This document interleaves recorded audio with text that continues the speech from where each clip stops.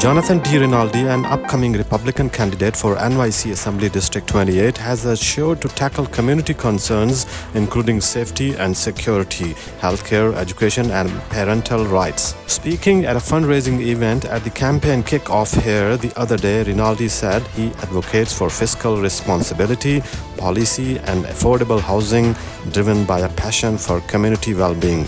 Please watch a special report. बिस्मिल्लाहिर्रहमानिर्रहीम। इस वक्त मैं फॉरेस्ट हिल्स में हूँ, जहाँ पर जैसा कि आपको मालूम है कि अमेरिका में नवंबर में इलेक्शन है और ये नेशनल इलेक्शन है। हमारे बहुत से कैंडिडेट इसमें फील्ड किए जा चुके हैं। हमारे साथ एक जोनाथन डी रिनाल्डी है मिस्टर, ये डिस्ट्रिक्ट असेंबली डिस्ट्रिक्ट 28 से ये खड़े हैं, रन करेंगे, रिपब्लिकन है। इनसे पूछते हैं। वेलकम टू ग्लोबल एंड दुनिया international newspaper. Jonathan D. Rinaldi, tell us about yourself, why you are in this great race as a Republican. Sure. I just want to let everybody know that I'm just a representation of the power of the individual. I mean, each and every one of you has the power and the ability to make a change if you just decide to get involved. You know, I grew up in this neighborhood. I have conservative values. I believe in the family. I don't believe in transgenderism. I don't believe in giving people shots against their will. I have kids, and I saw that there's a problem. There's a problem because there are people that are passing legislation that is affecting our families, affecting our ability to make a living, and it's time for people like us to stand up and fight back. You're doing a lot for diverse community. You was doing something environmentally for buses. Can you tell our viewers, our audience about this?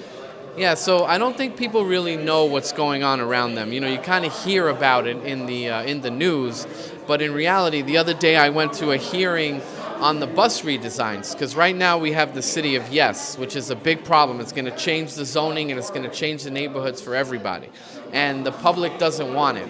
So when you go to the bus redesign, where buses are supposed to be for the elderly, for the sick, for the students, they want to get rid of all of that. They want to change the bus lanes into some plan that the city's trying to do. You know, the city doesn't want to spend money and worry about the churches and the mosques and the synagogues. They don't want that. They want people to be able to take drugs. They want drugstores everywhere. They want prostitution. They want people to be able to build weed. You know, you can grow weed all over the place. Forget about the family. Forget about the stuff that matters to us. You know, that's why we have to get up and fight back against that. Why the Pakistani Americans, Bangladeshi, and Indians should vote for you in the coming election? Because, you know, the Muslim community is one of the strongest communities there is, right? Because they always want us fighting with each other. But in reality, the Muslim community is the strongest community against the socialists, against the people that want to make your kids transgender. Pretty soon they're going to come and try to put a rainbow flag in the middle of your mosque. I'm not going to allow that. I know that the people want halal food. I know that people want the ability to send their kids to the mosque to learn if they don't want to go to public school. That's the stuff that we need to be working on. If there needs to be buses that go from the mosque to the house, these are the things we have to work on. We can't just give away our whole culture to a bunch of people that want to transgender our children. That's not going to work. Your message for incoming election to the communities like us. Your message. Listen, just get out there and vote down the line Republican, because the Democrats, with the policies and everything that's going on, you see it. They don't care about God. They don't care about the family. And you have to go out and vote Republican down the line. Thank you. My message to the Pakistani community and other communities in Queens is that I'd like to see the court run on a basis of complete fairness for everybody, and we need to provide services. If there are people, for example, who need interpretation, that needs to be provided. That was an issue that was brought up earlier in the campaign. There's a lack of sufficient attention to interpreters. I want to listen carefully to people who are in front of the court. I keep hearing people around the county say, why does it take so long to do proceedings in the court? I want to go in and find out, how can we make things work faster? It's still being fair and still being appropriate to everybody, but how can we make it work better? One of the things I want to see, can I improve the morale of the people working there? I want to bring the people up.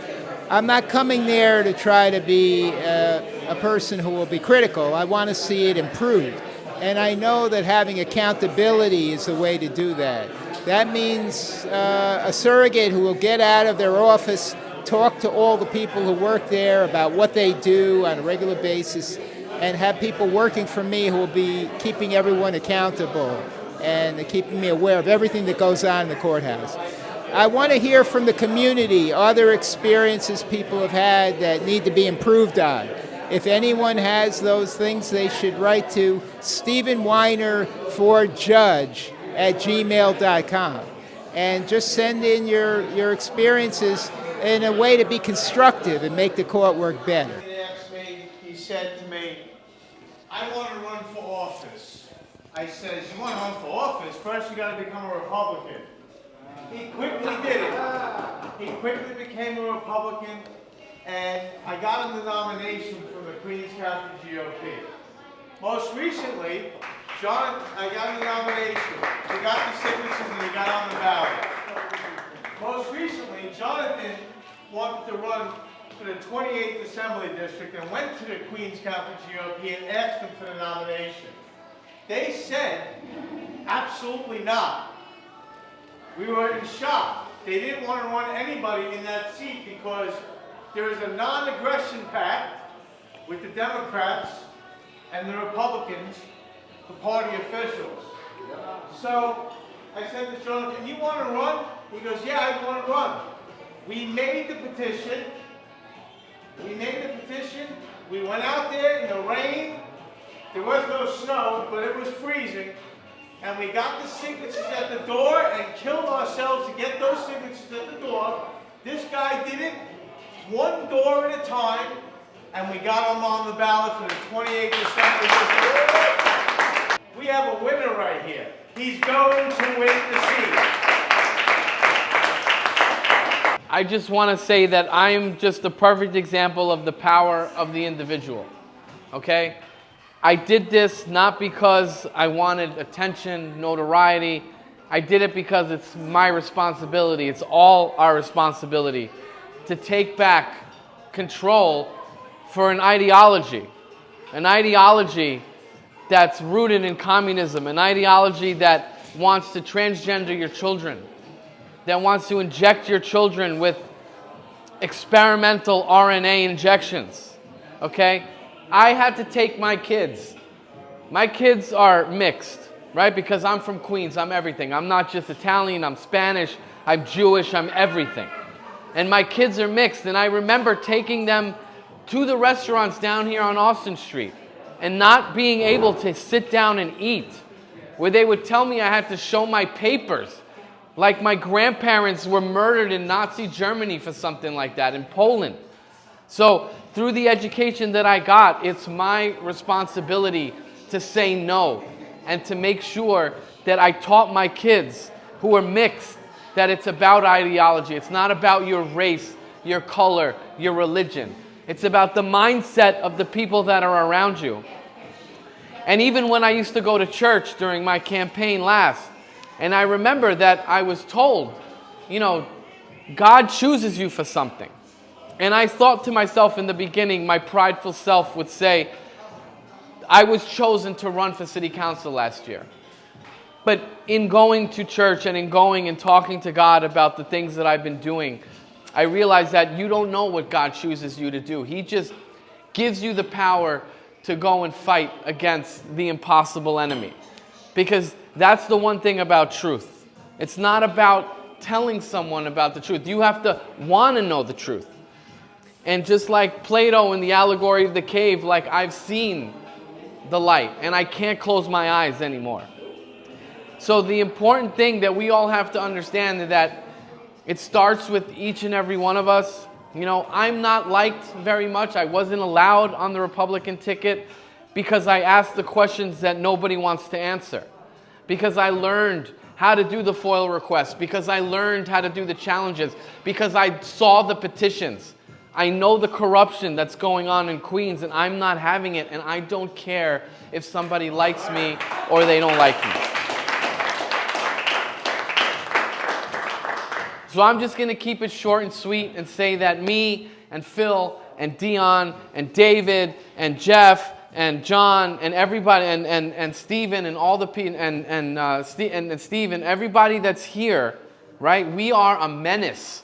Unfortunately for everyone, we learned the system. We know how to file the paperwork and do the petitions and take control of county committee and run our candidates. And that's what we're going to do. We are not going anywhere. I will not go anywhere. I will be a pain in the ass of every single elected official and make sure that they represent our interests, because it's about our kids. It's really about our kids. I'm not going to allow anyone, I don't care who you are, I don't care where you came from, I don't care. You came after my kids, they came after each and every one of your kids, and I've been activated, and I will raise hell, and I will never allow them to not be held accountable. And that's just it. I'll leave it at that, okay? Thank you so much.